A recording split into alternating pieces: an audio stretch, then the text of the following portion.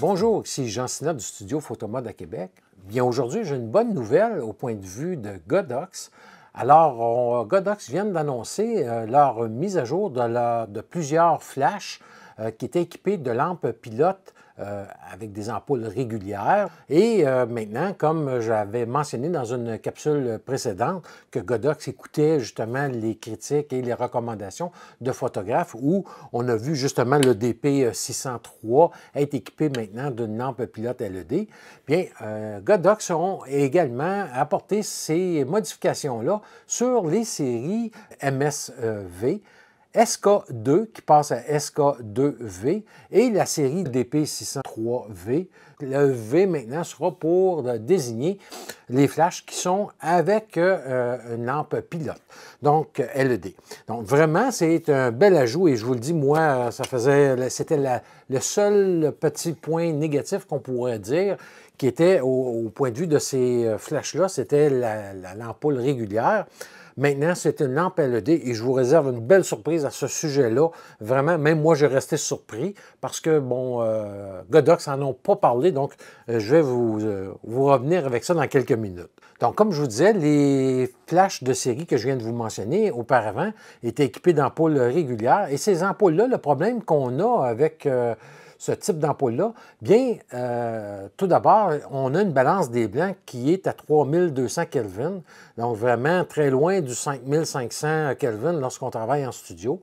Ces ampoules-là chauffent, donc dégagent la chaleur.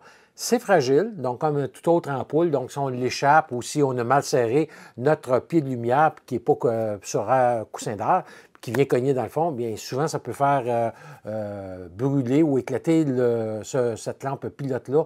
Et moi, ça m'est arrivé à quelques reprises. Également, on va avoir le coût de remplacement qui est à 10 $ canadiens, donc toujours d'avoir une lampe pilote dans son sac en cas où.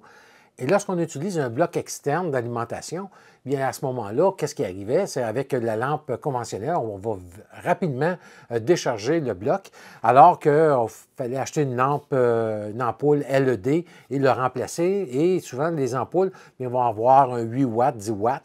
Donc, et ceux-là ici, sur ce modèle-ci, j'ai un 30 watts comme lampe pilote, donc quand même assez puissant.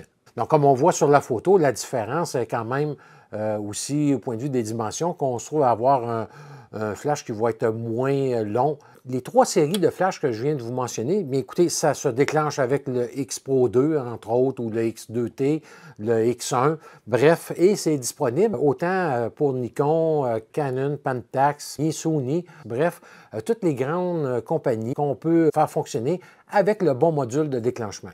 Et l'avantage d'avoir une LED dans ce genre de flash-là, en plus, comme je vous disais, de pouvoir économiser si on a un bloc externe, la balance des blancs, bien écoutez, c'est la même que sur le flash tube. Donc, ça veut dire que je vais avoir autant ma balance des blancs à 5600 Kelvin environ, et même chose lorsque je place ma balance des blancs au flash. Et là, l'avantage qu'on va avoir, c'est surtout avec les appareils sans miroir maintenant, bien, c'est que lorsque j'ai une ampoule conventionnelle, bien, dans mon appareil sans miroir, je vais avoir une balance des blancs. Si j'avais réglé à 5500 Kelvin, bien, à l'intérieur, ça va être vraiment très chaud, très jaune. Donc, exemple, avec le Z9, je pouvais ajuster une balance des blancs pour le visionnement et une balance des blancs pour la prise de photo. Ça devient quand même un peu compliqué. Maintenant, avec celui-ci, bien, je n'ai même plus besoin de faire aucune balance des blancs pour le viseur que pour la prise de vue photo. C'est la même. Donc, vraiment, là, pour moi, c'était une belle découverte. Et c'est pas trop poussé comme nouveauté de la part de Godox, mais moi, je vous dis, ça fait vraiment une belle différence là, au point de vue du confort à l'œil lorsqu'on regarde en studio avec ces lampes pilotes-là. Au point de vue des fiches techniques, comme je vous disais, ça fonctionne avec le système intégré 2.4G de Godox. et peut être aussi déclenché à distance avec le pose-mètre Sekonic L858D avec la carte radio Godox intégrée RTGX là, qu'on met dans le pose-mètre. Moi, c'est ça que j'ai et ça fonctionne à merveille. L'ajustement de la lampe pilote, écoutez, elle se fait de 5% à 100%. Je vais vous montrer de toute façon tantôt un court extrait sur comment on règle la lampe pilote. Aussi, les flashs maintenant sont équipés d'une fonction de mémoire. Ça veut dire que lorsque j'ai fait un réglage, après 3 secondes que le flash est allumé, donc j'ai fait mes réglages, et je prends mes photos, je décide de prendre une pause avec le modèle, on ferme le flash, je reviens au bout de 5, 10, 15 minutes, 20 minutes plus tard. Lorsque je vais rallumer mon flash, il sera sur les derniers réglages que j'ai faits. Donc vraiment, encore là, un plus à avoir. On n'a pas besoin de recommencer nos réglages si on veut continuer avec les mêmes lumières ou les mêmes flashs qu'on avait réglés là, pour le photo shooting en question. C'est un flash qui fonctionne uniquement sur courant ou sur secteur, comme je vous disais, mais qu'on peut adapter à un bloc d'alimentation externe. Il est équipé de la monture Bowens, donc la monture la plus commune, et donc on peut vraiment là, avoir tous nos accessoires, donc aucun problème de ce côté-là. Et qu'est-ce qu'il fournit avec? Bien, on va avoir le cordon d'alimentation d'une très bonne longueur. On va avoir le capuchon qui est le protecteur pour le flash tube. Également, bien, on va avoir des fusibles parce que, bon, il y a un circuit de protection sur le flash et on a 2 fusibles de rechange au cas où. Donc, c'est situé juste au bas ici du commutateur là, où s'attache le câble électrique. Donc, on a un petit compartiment pour changer le fusible qui est à cet endroit-là. Donc, c'est ça qui est inclus. Il faut savoir que les réflecteurs réguliers, comme ici, donc, le récepteur régulier ADR6 n'est pas inclus avec, mais on a entre 20 à 25 qu'on peut trouver facilement là, dans nos boutiques ou encore là sur Internet. Bref, il faut savoir que ce n'est pas fourni avec. L'autre truc qui est vraiment extraordinaire, comme tous les flashs récents de Godox maintenant, les flash tubes, si jamais que le flash tube fait défaut ou brûle, on peut le remplacer soi-même. Donc, on n'est plus obligé d'envoyer ça chez un technicien. Donc, c'est très facile là, à enlever. C'est inscrit dans le guide, dans le manuel d'instruction. Et vraiment, c'est quand même un bon flash. Et je vous dis, le pied, le support que pour mettre les pieds de lumière, bien, c'est la même chose qu'on va retrouver sur les AD600 Pro, les plus gros flashs. Donc, ça tient vraiment, là, contrairement aux plus petits où que des fois, ça laisse à désirer. Celui-ci, je vous le dis, c'est vraiment très, très fort. Et on a même l'ouverture pour passer un parapluie intégré là, dans le pied, le support pour pied de lumière. Donc, vraiment, c'est un très bon flash. Maintenant, on va regarder les différences entre les 3 séries. Tout d'abord, le MSV. Bien, on va avoir 2 modèles, soit de 200 watts et de 300 watts qui vont être produits. La puissance de sortie est de 1 pour 1 à 1/32e de puissance. La lampe pilote est de 10 watts, ajustable de 5 à 100 %. Et le temps de recharge est de 1,8 secondes pour les gens qui sont en Europe sur le 220 volts. Bien, le temps de recharge passera à 1,3 secondes. Pour ce qui est des prix, bien, écoutez, les prix ne sont pas finaux, ne sont pas tous arrivés encore dans les centres de distribution et dans les boutiques. Donc, les prix que je vous donne ici, ce sont des approximatifs, mais ce ne sera pas tellement loin des prix que je vous indique. Le MS200V sera à 147 canadiens, alors que le MS300V sera, lui, à 172 canadiens. Pour ce qui est de la série SK2V, bien, on va avoir 2 puissances disponibles, soit de 300 et 400 watts. Le contrôle de sortie sera de 1 pour 1 à 1/16e de puissance. Le temps de recharge à pleine puissance sera de 1,5 secondes. Et le modeling light est ajustable de 5 à 100 comme le MS. Pour ce qui est des prix, bien, il sera de 189 canadiens pour le 300 watts et le 400 watts à 229 canadiens. Et pour ce qui est de la série DP3V, bien, on va l'avoir, comme je vous disais, en 4 puissances, soit de 400 watts, 600 watts, 800 watts et 1000 watts. Le contrôle de la sortie de puissance se fait de 1 pour 1 à 1/64e de puissance, donc vraiment une belle plage de puissance. La lampe pilote est de 30 watts, donc c'est le modèle avec la lampe de pilote LED la plus puissante. Et vous allez voir dans mes tests, donne environ 25 plus de puissance qu'avec l'ancien flash DP603 qui avait une lampe de 150 watts. Pour ce qui est des prix, le DP600, comme j'ai ici, bien, il sera à 400 $ canadiens. Le DP800 watts sera à 470 $ canadiens et le 1000 watts à 570 $ canadiens. Alors, pour récapituler le tout, je vous ai préparé un tableau qu'on regarde ensemble et vous pourrez à ce moment-là voir vraiment là, les grandes différences qu'on va avoir entre chacun des modèles au niveau des sorties de puissance ainsi que des prix. Maintenant, on va voir ensemble les différentes fonctions et boutons que le DP603V offre. Tout d'abord, on va voir l'interrupteur principal qui est ici. Ici, on a une prise lorsqu'on veut avoir les anciens modules Godox qui ne fonctionnaient pas à radio, qu'il fallait brancher dans les flashs. Bien, c'est ici qu'on va venir le brancher. On a aussi de faire une prise de synchro pour ceux qui auraient encore là, une connexion par fil, donc mais il n'y a plus de grand monde qui vont avoir ça aujourd'hui avec les modules Godox qui sont si peu coûteux. Maintenant, la fonction d'esclave qu'on va voir ici. Et ça ici, on va voir juste au-dessus, ici, une fenêtre avec un petit sensor à l'intérieur qui fait de sorte que le flash, lui, lorsqu'il n'est pas rattaché avec un fil ou avec un système radio à un autre module, bien, qu'est-ce qui se passe? C'est qu'à ce moment-là, aussitôt qu'un éclair provenant d'un autre flash arrive sur le flash ici, lui, il va le voir et à ce moment-là, il va déclencher sa propre éclair. On appelle ça le mode esclave et le mode esclave S1, donc ici comme ça ici, c'est le premier mode comme je viens de vous expliquer. Par contre, si je travaille avec un flash qui est en mode TTL sur un autre, sur ma caméra par exemple, mais à ce moment-là, qu'est-ce qui arrive? C'est que le TTL, lui, va avoir une émission d'un pré-éclair pour mesurer la lumière et ensuite de ça, va avoir son éclair principal. Alors, lorsqu'on travaille avec un flash TTL, on devra sélectionner S2 pour que le flash se déclenche uniquement à la seconde éclair ou l'éclair principal pour ne pas tenir compte du pré-éclair. Donc, c'est bon à savoir que c'est ici. On va enlever ça. Ici, c'est pour engager ou fermer le mode de radio intégré. Voilà. Ici, on va avoir le même bouton qui est pour les groupes et les canaux, choisir. Donc, c'est très simple. On appuie une fois et on voit que le groupe va venir clignoter. Je peux appuyer plusieurs fois et ça va changer. Ou encore, tant que ça clignote, je peux jouer avec la molette qui est ici et venir chercher un groupe. Et j'appuie sur ce bouton-là et à ce moment-là, ça va confirmer.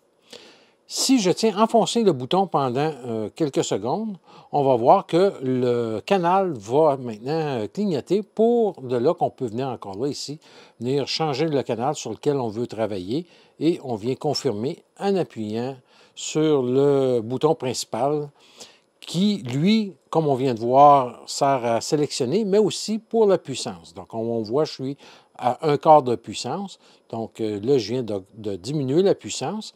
Et là, vous pouvez voir qu'en diminuant la puissance, le témoin lumineux ici clignote pour me dire que la puissance accumulée est trop forte. Donc, j'étais à 1/4, je suis rendu à 1/8. Je dois décharger la puissance accumulée pour avoir la nouvelle puissance. Lorsque je monte de puissance, il n'y a aucun problème parce que le flash va augmenter en puissance. Donc, il n'y a aucun problème. Mais lorsque je diminue la puissance, vous allez voir, il faudra qu'à ce moment-là, je décharge l'éclair accumulé. Donc, c'est bon à avoir ça ici. Je vais remettre ça à 1/4, voilà. Ici, c'est pour notre lampe pilote. Donc, j'appuie ici, au centre, sur le bouton, et on va voir que je vais avoir deux choix. La proportion qui est pour la lampe pilote qui va suivre selon la puissance du flash. Plus que le flash sera puissant, plus que la lampe pilote va aussi augmenter, et plus que le flash sera faible, moins que ça va éclairer. C'est plus dur à voir ici, mais quand même, on peut le voir là, que ça diminue beaucoup.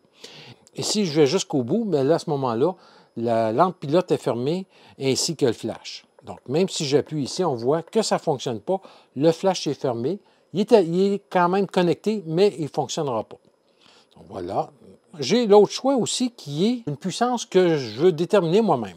Présentement, je suis à 100 de la puissance, mais si je voudrais, exemple, je travaille avec un bloc d'alimentation externe, je voudrais travailler à 50 pour économiser la charge sur mon bloc, bien, j'appuie tout simplement sur le bouton ici.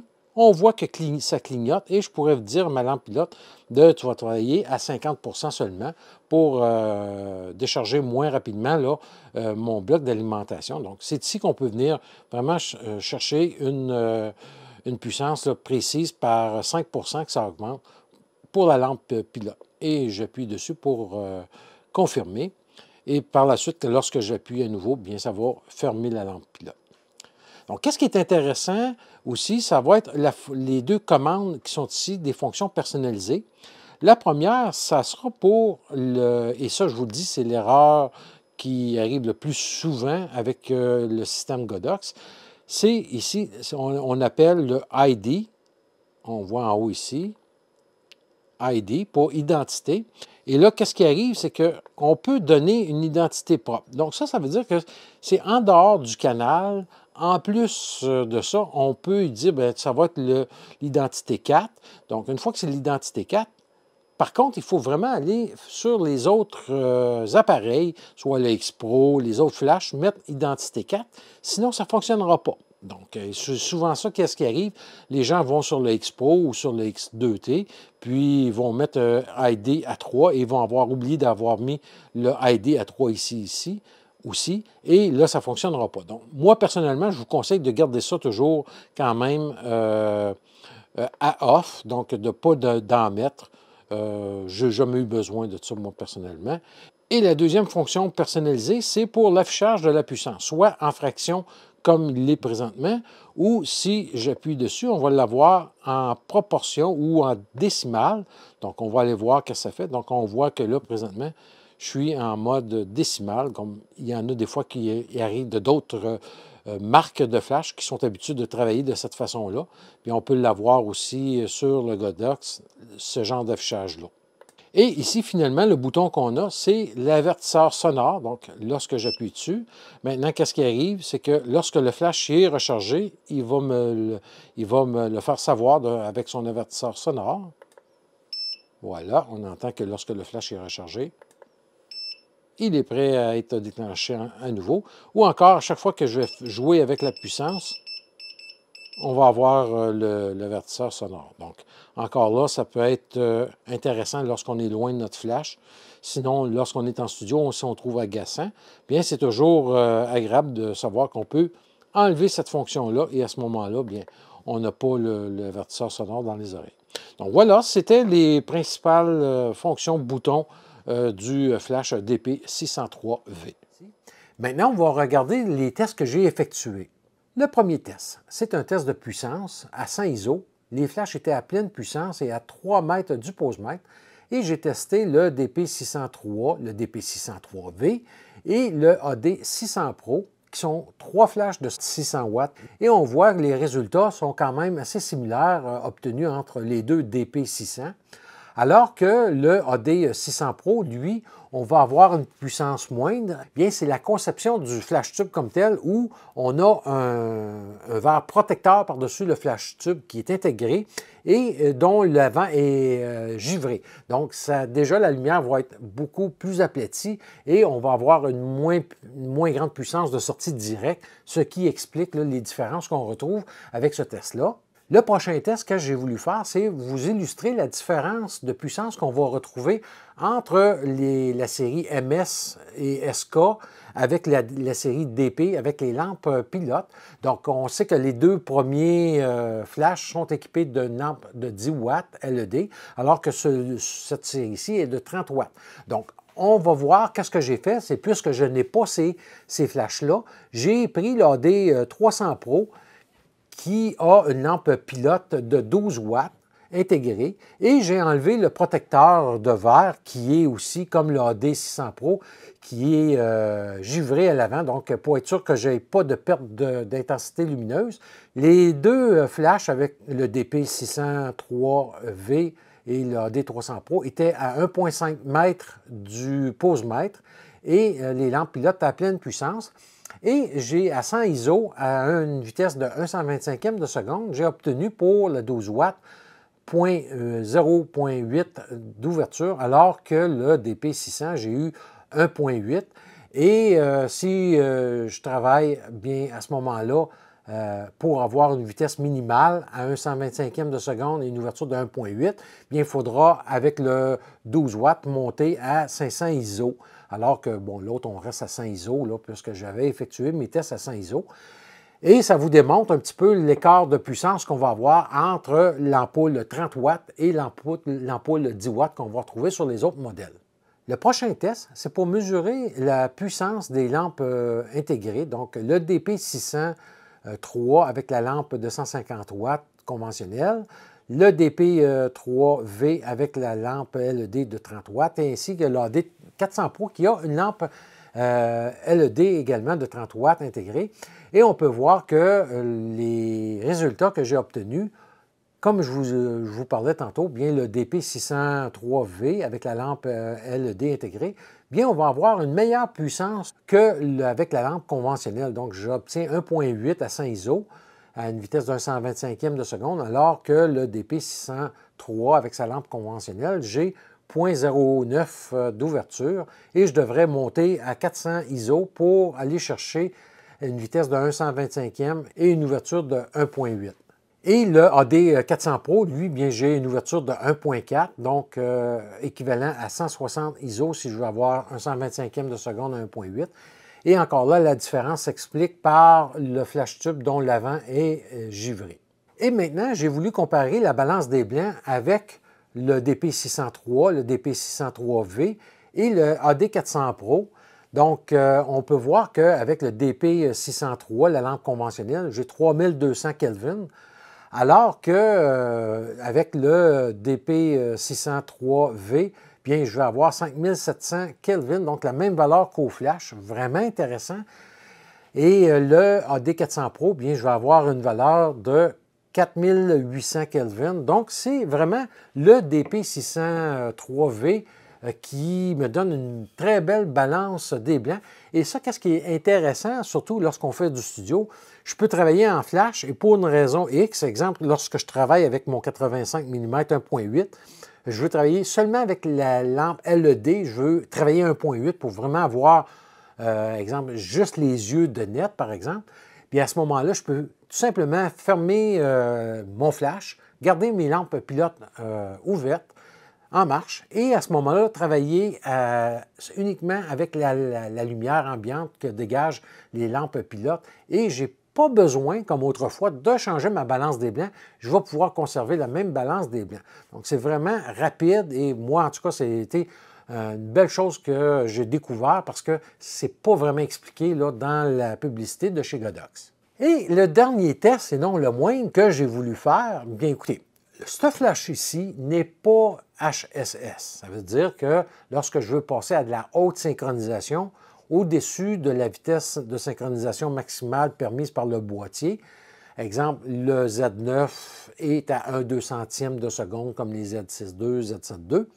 Si je veux augmenter la vitesse, je dois passer en HSS. Et à ce moment-là, ces flashs ici ne sont pas HSS. Qu'est-ce que j'ai fait? J'ai testé voir si j'engageais sur le X-Pro le HSS.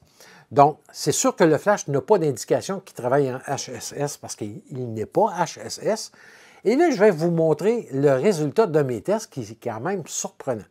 Donc, j'ai fait une série de 6 photos à des vitesses différentes. La première photo de gauche, le flash était à 1/2 de sa puissance à 100 ISO avec une vitesse de synchronisation normale. Donc, j'ai pris un 160e de seconde. Je vous ai mis pour référence les ouvertures que ça m'a donné, juste par curiosité. Et on voit la photo est correctement exposée. Par la suite, j'ai monté la vitesse à un 500e, 1 millième de seconde, un 2 millième, un 4 millième et un 8 millième. Donc, les tests que je vous montre, c'était fait sur le Z9. Et là, qu'est-ce que j'ai fait sur la photo suivante? Bien, j'ai apporté des corrections. Donc, on voit la photo du haut qui était la photo régulière à un 160e de seconde. J'ai pris ma photo à un 8 millième de seconde où j'ai un voile plus foncé dans le bas de la photo. Et avec le logiciel de Nik Collection, en prenant Nik Viveza et l'outil de densité. Ça m'a pris environ peut-être 20 secondes. J'ai pu ramener la photo comme la photo du haut, mais aussi je l'ai testé avec le Z30 et ça fonctionne également. Donc vraiment, là, surprenant. Je n'ai pas testé chez Canon ou sur les autres fabricants parce que je n'ai pas ces marques-là, mais je peux vous dire que sur Nikon, ça fonctionne. Donc, oui, c'est sûr que ce n'est pas destiné à faire ça, mais on peut si on est mal pris et on voudrait faire du HSS pour une raison X, bien c'est possible de le faire en apportant certaines corrections au post-traitement par la suite. En conclusion, bien écoutez, Godox ont encore fait un bond en avant avec l'abandon des lampes conventionnelles pour les lampes pilotes. Donc, l'intégration des lampes LED, vraiment, là, c'est un plus chez Godox de retrouver ça. Fini de courir des ampoules parce qu'encore récemment, j'ai reçu des demandes à savoir où on pouvait se procurer une ampoule LED pour remplacer l'ampoule conventionnelle. Maintenant, ces flashs-ci, on n'aura plus besoin et ça va être intégré. Et d'avoir la même balance des blancs pour la lampe LED et le flash tube, écoutez, c'est vraiment encore là génial. Donc, dorénavant, on va pouvoir l'utiliser avec des blocs d'alimentation externe au besoin. Le prix a augmenté d'environ 30 $ pour avoir le nouveau modèle. Ça va se vendre environ 400 $. Vraiment, là, génial. Je n'ai pas un mot à dire sur ce flash-là. C'est vraiment là, excellent. Et comme je vous avais parlé dans la capsule sur le DP603, lorsqu'ils ont sorti ce modèle-là, bien, quelqu'un qui a un certain budget, on peut aussi penser, au lieu de s'équiper de flash seulement à batterie, bien, on peut s'équiper de flash sur courant comme celui-ci et d'avoir le battery pack externe. Et ça revient pas mal au même prix que d'acheter deux AD600 Pro, par exemple. Et il faut savoir que le poids que représentent ces deux flashs-là avec le bloc d'alimentation externe, le 750, bien, ça va quand même être beaucoup plus lourd et beaucoup plus gros à apporter que deux AD600 Pro, par exemple. Mais bref, c'était pour vous donner quand même une idée de qu'est-ce qui est possible de recourir avec ces flashs de studio DP600 série 3V que j'adore. Alors voilà, c'était la présentation des nouveaux flashs avec lampe LED de la série V chez Godox.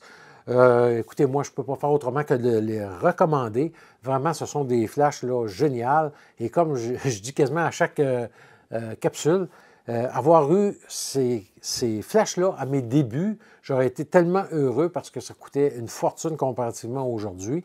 Et avoir toutes ces caractéristiques-là qui sont qu'on peut vraiment encore là télécommander à distance avec soit le module de déclenchement ou le pose-mètre. Bref, vraiment, écoutez, c'est un tout pour des prix là, vraiment très raisonnables.